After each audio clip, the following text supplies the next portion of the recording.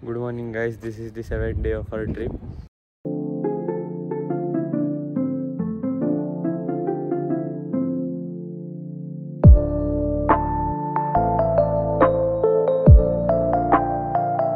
And आम्ही आता गुप्तकाशीमध्ये आहोत. कालच केदारनाथचा ट्रेक केलाय आणि आता आज आम्ही चाललोय बद्रीनाथला.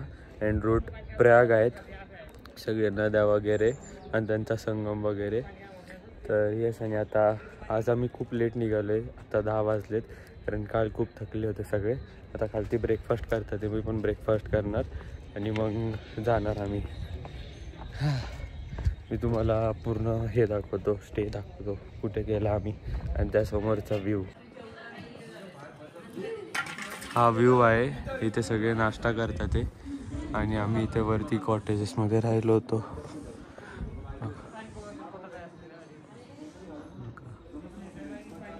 असं सगळं आहे. आम्ही आता इथे उतरले रुद्रप्रयागला. रुद्रप्रयागचा संगम बघायला. मंदाकिनी आणि अलकनंदा या 2 नद्यांचा संगम होता. ते सगळे थांबलेले. हे जे क्लिअर पाणी आहे ती मंदाकिनी, आणि ब्राऊन कलरचं पाणी आहे ती अलकनंदा. इथे शिवजींचं मंदिर आहे, आणि इथे शिवजींनी त्यांचं रुद्ररूप धारण केलं होतं, म्हणून ह्याला नाव दिलेलं आहे रुद्रप्रयाग. आणि इथे हा बोर्ड पण लावलेला आहे. खूप डिस्टर्बन्स आहे इथे, पण माझा आवाज क्लिअर येत असेल आय गेस.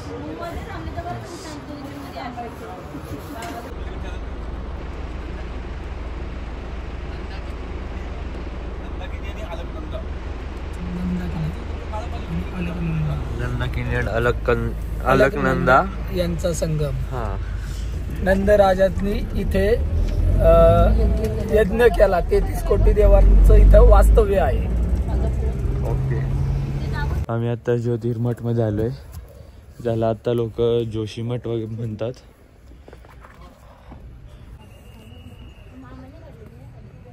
हे शंकराचार्याचं मठ आहे, ज्यांनी हिंदू धर्माचा प्रसार केला, आणि यांनीच बद्रीनाथ मंदिर सुद्धा बांधलेलं आहे.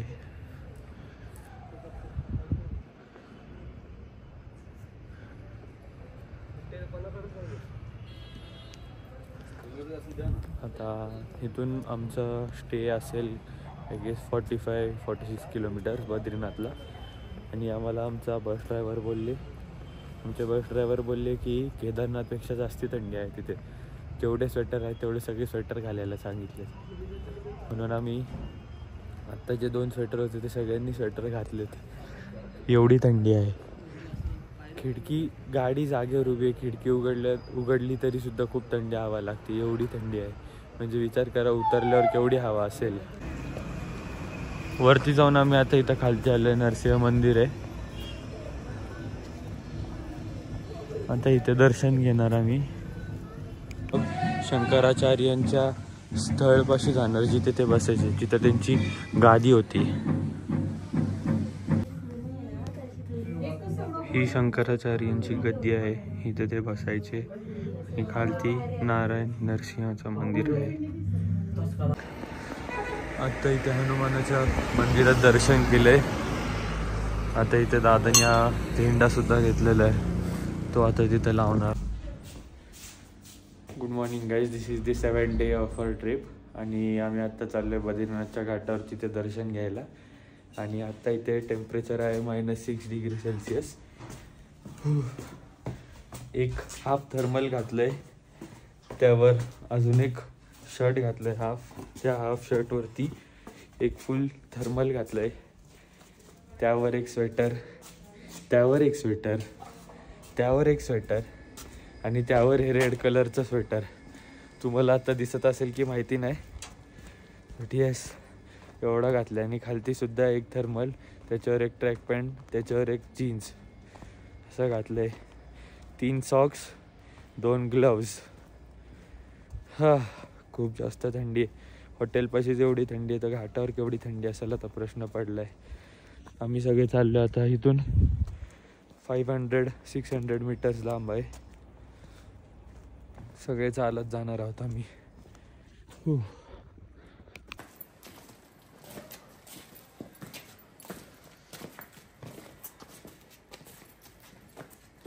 बाबा दादाला घेऊन येतात तिथे.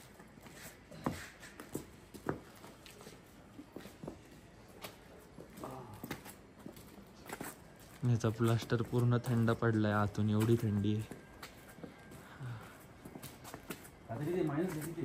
-6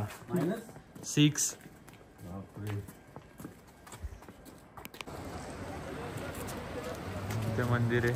मला ग्लव्स घातल्यामुळे फोकस नाही करता येणार. आता इथून पूर्ण ब्रिज पासून पलीकडे जायचं आणि तिथे खालती गरम पाण्याचा कुंड पण आहे आणि आजोबा स्नान करणार आहेत.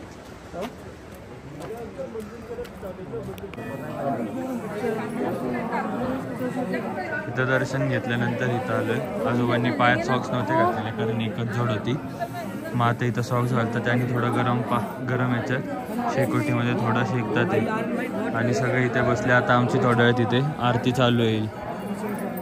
तीन वेगळ्या आरत्या आहेत, आरती आणि पूजा.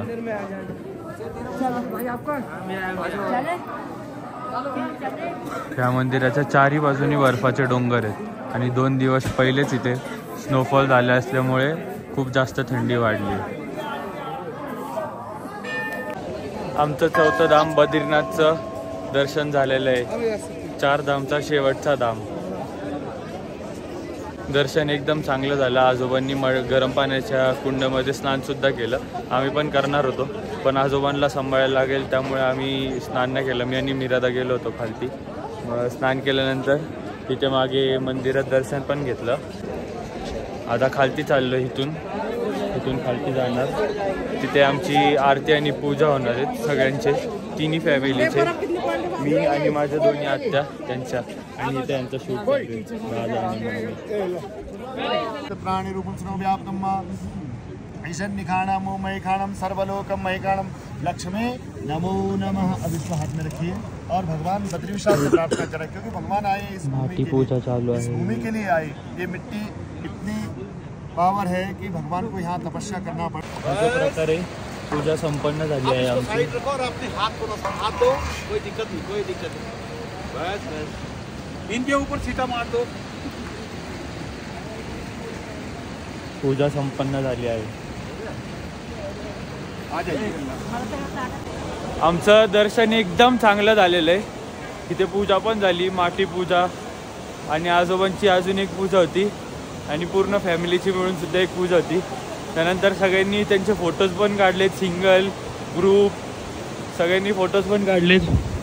एकदम थंडी आहे. आता इथं थोडं ऊन पडायला लागले. 8:30पर्यंत आमच्या अंगावर सुद्धा ऊन पडलं की आम्हाला पण जरा बरं वाटेल. आमचे पाय एकदम सुन्न पडले, बोलूच शकत नाही. मीराचे तर सॉक्स पूर्ण ओले झाले त्यामुळे त्याचे पाय अजून जास्त थंड पडले.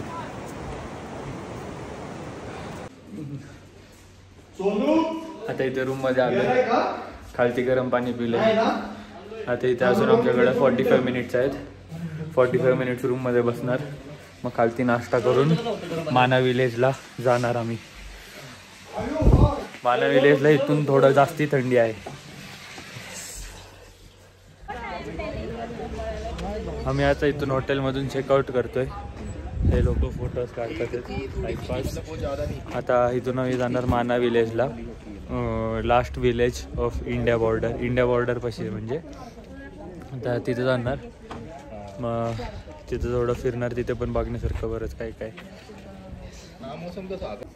82व्या वर्षात 4 धाम यात्रा करून कसं वाटतं तुम्हाला? छान वाटतं आणि समाधान झालं एकदम. हां, सर्व कुटुंबाने यात्रा केली त्यामुळे खूप समाधान वाटतंय. ठीक आहे.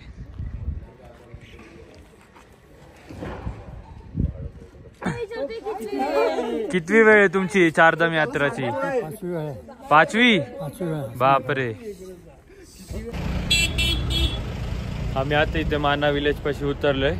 इथून आम्हाला 3 किलोमीटर चालत जायचं अजून पुढं. मग जाता आता सगळे थोडेफार पॉईंट्स आहेत ते दिसतील आम्हाला. आजोबा फक्त आज थांबणार आहेत कारण की खूप थंडी आहे बाहेर. म्हणजे नॉर्मल ऊन आलेलं आहे पण थंडी आहेच आणि 3 किलोमीटर चालायचं म्हणलं तर परत आजोबांना दगदग होईल म्हणून. आणि आर्यन काका पण बहुतेक नाही येणार आहेत, एकदा चेक करू. आर्यन काका येतात येतात आर्यन काका, आता बघूयात. 3-4 जण पुढे गेलेत. इथे पिट्टू वगैरे पण आहेत, पण आम्ही पिट्टू नाही करणार आहे, सगळे चालायलाच जाणार आहोत.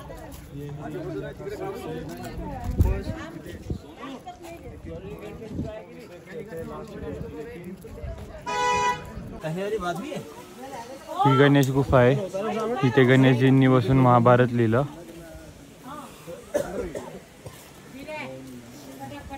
बऱ्याच भिंतींवरती गणेशजींचे चित्र बनवलेले तिथे.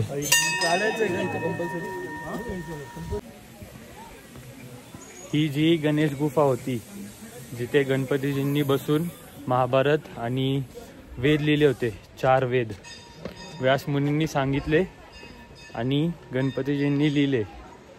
ते सुद्धा गणपतीजींचं एक अट होतं की मी हात उचलणार नाही, तुम्ही सांगायचं न थांबता.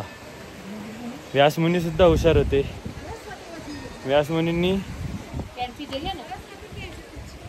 न थांबता 4 वेद आणि महाभारत सांगितलं आणि गणपतीजींनी लिहिले. आणि एक अट अशी होती की वेदचा अर्थ गणपतीजींनी त्यांनी त्यांच्या भाषेत लिहायचा, हे व्यासमुनी सांगणार नाही, असं व्यासमुनींचं अट होतं.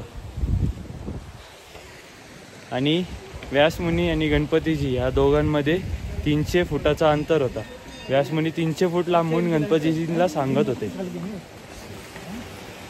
असं याची हिस्ट्री आहे. इथे आधी सरस्वती नदी होती. जेव्हा व्यासमुनी गणेशजींना महाभारत आणि वेद सांगत होते लिहायला, तेव्हा व्यासमुनींना त्या सरस्वती नदीचा खूप त्रास होत होता, डिस्टर्बन्स. त्यामुळे व्यासमुनींनी सरस्वती नदीला श्राप दिला की तू गुप्त होशील. आणि तेव्हापासून ती नदी गुप्त आहे, ती नदी वाहत नाही. आधी इथे सरस्वती नदी होती. या मोठ्या माउंटन्सच्या बॅक साईडला इंडिया बॉर्डर आहे आणि त्या बॉर्डरच्या पलीकडे चायना आहे.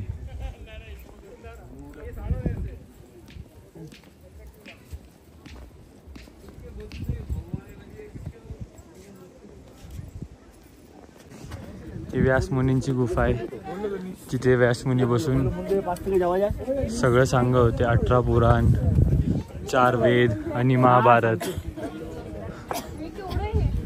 आणि भारतची पहिली चहाची दुकान.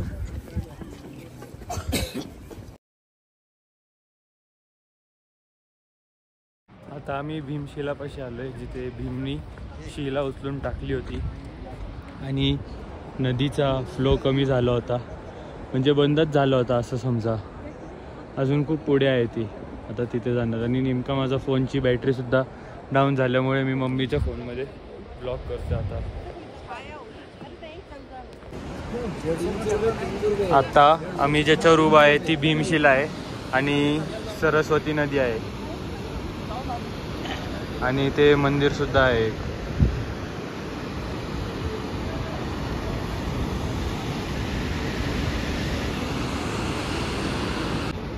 ही भीमनी भीमशिला टाकली कारण त्यांना ही सरस्वती नदी पार करून स्वर्गाच्या रस्त्याला जायचं होतं. इथून हा रस्ता आहे स्वर्गरोहिणीचा, तिथे जाण्यासाठी ही भीमशिला त्यांनी टाकली होती.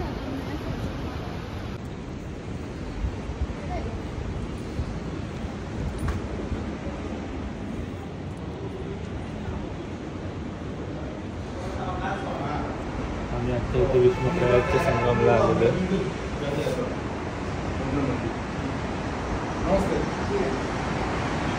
इथून नाही दिसत, खालती जाणार आहे, खालतून दिसतो. फक्त दर्शन घ्यायला होतं विष्णूच्या मंदिरात.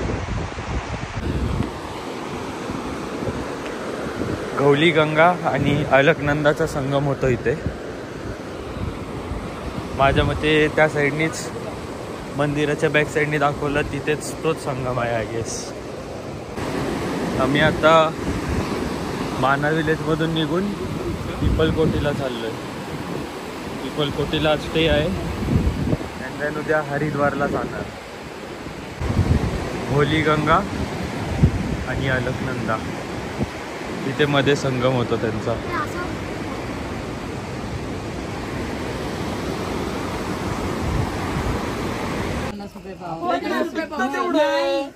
टी ब्रेक डिस्कशन चालू आहे. मिरचीचा रेट, काकडीचा रेट.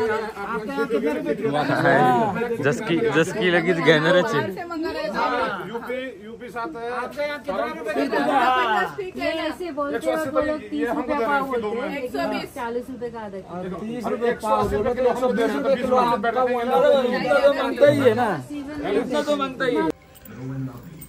आम्ही पिपलकोटीमध्ये चेक इन केलं हॉटेलमध्ये आणि दादाच्या बॅगची चावीच हरवली. ते पकडनी खेचून तोडलं खरं, डायरेक्ट इथूनच निघालं. जिथनं मेन लागती चावी तेच निघालं.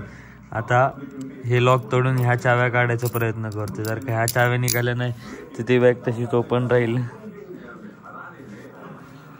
हा बसले तिथं खात आणि मी आराम करतोय.